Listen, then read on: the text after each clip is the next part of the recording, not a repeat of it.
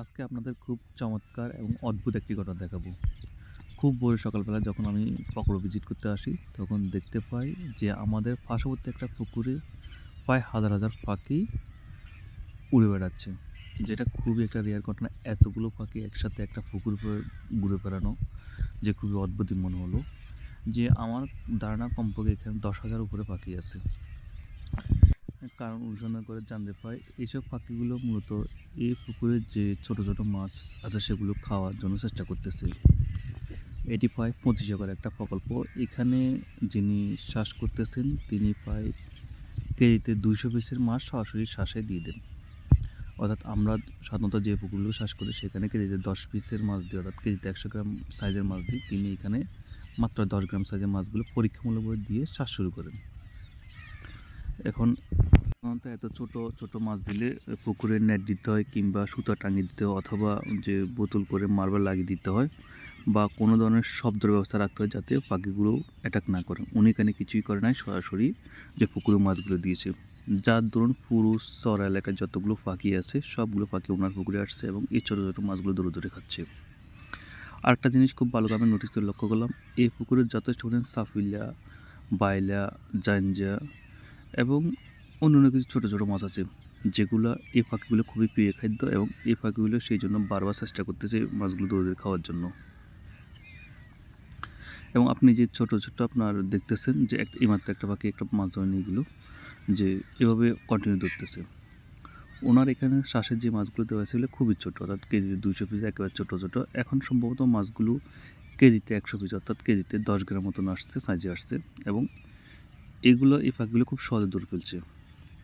আমাদের একটা ধারণা, এই 25 একর পুকুরে উনি যতগুলো মাছ দিয়ে তার 3 ভাগের 1 ভাগও মাছে পাবেন না, এবং বছর শেষে উনি সর্বোচ্চ লসের সম্মুখীন হবেন। সাধারণত সাহায্যযোগ্য পুকুরে আপনি যদি ছোটো ছোটো কোনো মাছ দেন, বা যে 50 পিসের নিচে কোনো মাছ দেন, সঙ্গে সঙ্গে আপনাকে এখানে উপরে সুতা লাগাতে হবে কিংবা নেট দিয়ে পুরো পুকুর ডেকে রাখতে হবে, অথবা কোনো শব্দের ব্যবস্থা করতে হবে, যে শব্দ শুনলে ভয়ে পাখিগুলো পালিয়ে যাবে। এবং অন্যথায় আপনার এই ধরনের আপনি দৃশ্যের সম্মুখীন হবেন।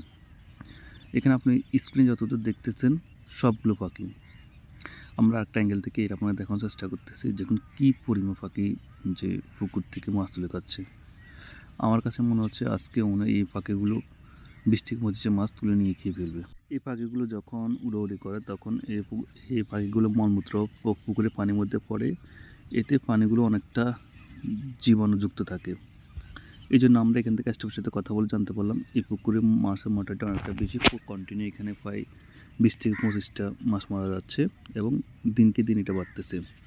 সাধারণত যেসব পুকুরে এই ধরনের পাখিগুলো সবসময় উড়াউড়ি করে সেই সব পুকুরে রোগ জীবাণু পরিমাপটা বেশি থাকে। আমরা মূলত এই ভিডিও থেকে সঠিক একটা শিক্ষা নিতে পারি যে শ্বাসযোগ্য পুকুরে পরীক্ষামূলকভাবে আপনার 100 পিস 200 পিস চাষ করা এটা ঝুঁকিপূর্ণ।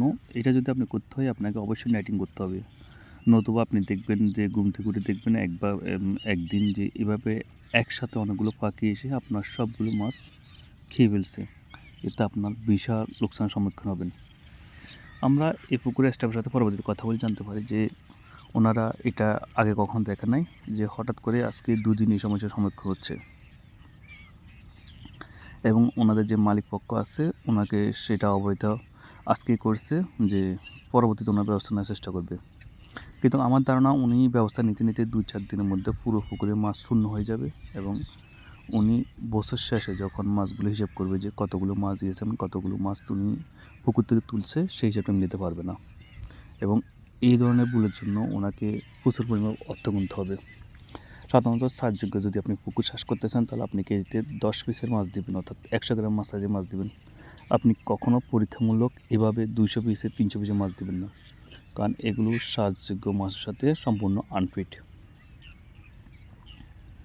যাক, আপনারা যারা ভিডিও সবাইকে ধন্যবাদ, ভালো থাকবেন, চ্যানেলটি সাবস্ক্রাইব করবেন যাতে পরবর্তীতে ভিডিও আপনার টাইমলাইনে চলে যায়। আল্লাহ হাফেজ।